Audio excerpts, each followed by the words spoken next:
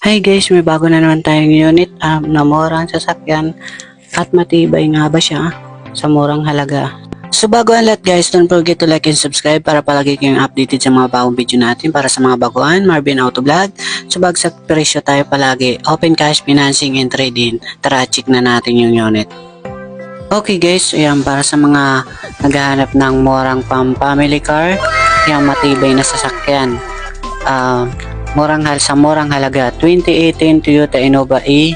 Yan, automatic transmission na siya at diesel engine. Okay, nasa 45,000 lang ang kanyang mileage. Yan, nasa 360,000 ang kanyang cash out. Okay, so para sa katanungan kung matibay ba tong Toyota Innova, ayon sa naging research ko ay ang Toyota Innova E ng 2018 ay kilala sa kalidad at matibay na disenyo